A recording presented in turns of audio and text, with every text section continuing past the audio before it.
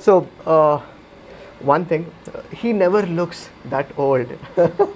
So, are you doing any kind of what do you say, exercises or different kind of a yoga where it is keeping you fit and young? You never look like a what do you say, cross 30 or 30 years old. You never look like that. Thank you for that, for the compliment. I mean, I still cycle to work when I can. I've been cycling since I was in school, so I still cycle to work. So I think definitely to some level that activity needs to be there, and sort of having I think just today I was having a discussion with my coach about productivity and all of that, and he was saying that productivity is sort of 70% your own willpower to do better, and 30% your own habits. So your good food, good sleeping habits, meditation, Yes.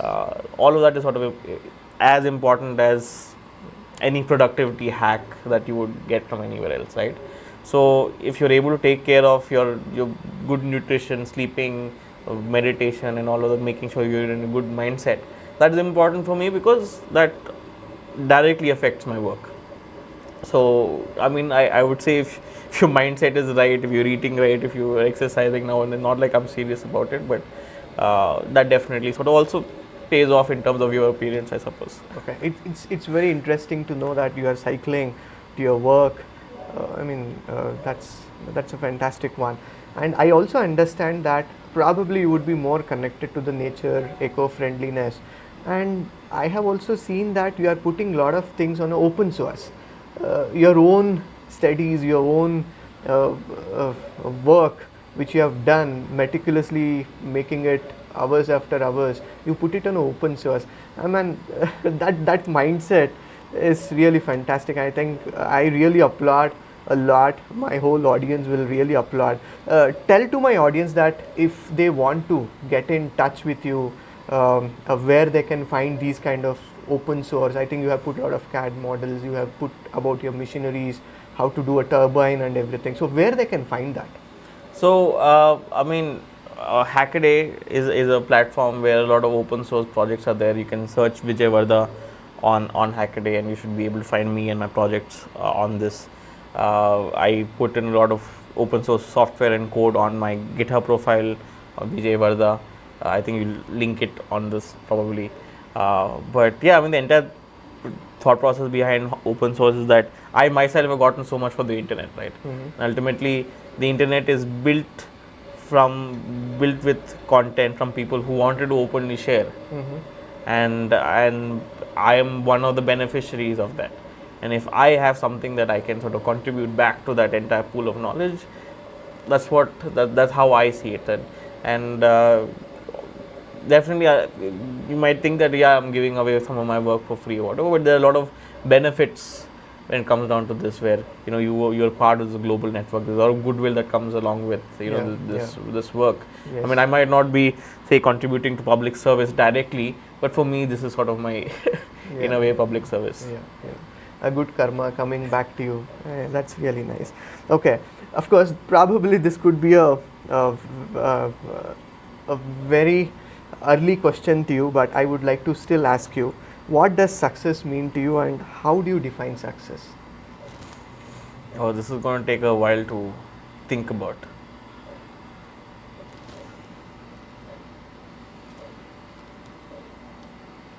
I think what is important to understand, or at least the way I look at success, is that it is not a full stop.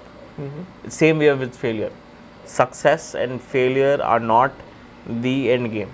You can be successful all your life and die with nobody surrounding your deathbed, and that probably you would look at failure in your this thing. So I think success and failure are just sort of two things that you just go through with life. You will have successful periods of times, you will have successful products, you will have successful projects that you work on that might give you a lot of fame, fortune, whatever. You will have periods of things not so successful, or things of failure, where things are not going as you planned.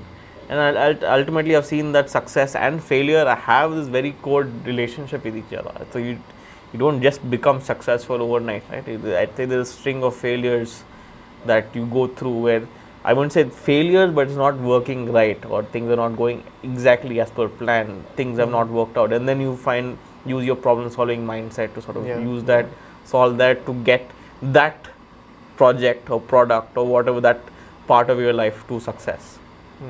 And ultimately, this I'd say you would apply to your everything from household, marriage, work, everything. It's not constant. I take a scientific understanding to it. So if you have a failed experiment, you still learn something from the experiment, right? You have the data for things that did not work out. You have successful experiment, also you have data. But maybe I think for me, definitely my failures have taught me so much more than my successes, and that has really given me time to sort of say introspect into myself and what I'm doing and what is going wrong, and that post-mortem sometimes is very important. And if you sometimes become too successful in life consistently, you can't handle failures anymore. And I think that is very important as a personal journey to sort of go through. You have to go through hardship, you have to go through heartbreak, you have to go through failures in order to then be more successful in your life. I think now is that I can able to connect with your curiosity, problem solving skills, and looking success and failure both equally, and your regular persistent efforts in improving the process and systems. That is where I think your organization is keeping a momentum of growth, and that's really good to know. We are coming end of this show, Vijay. The final question is, what is that one advice or a micro secret you would like to share with our audiences? I mean, I would say don't take life a lot more seriously than it actually is. Live life to be fun, explore as much as possible, have fun while exploring it. You go through the ups and downs. I'd say you play it like a game, and just have fun going through life. I think too many of us don't appreciate the opportunity to be alive as much as we should, and I think that sort of holds us back, where we complain a lot. We say that things are not, we've done so much work, but we're not getting a job, not getting money. Obviously, I mean, not taking away from people's hardships, but at the same time, I think it's important for us to look at the bright side sometimes. Like, we are alive, we have food on the table, we have our parents with us. So there's a lot of things that today we can easily take for granted that maybe 10 years, 20 years from now we wish that we still had. So I think cherish the things that we have, be grateful for them. Don't take life too seriously. You approach it with childlike curiosity and the ability or the from a perspective of wanting to have fun. And approach things and work as well from the same way of how do you make work a fun experience for not only yourself but also the people that you want to work with. So I think that is the advice that I would have. Thank you so much, Vijay. That is fantastic for me to be in touch with you, to come to know who Vijay Raghav is. So where my audience can able to connect with you, where we can find you more?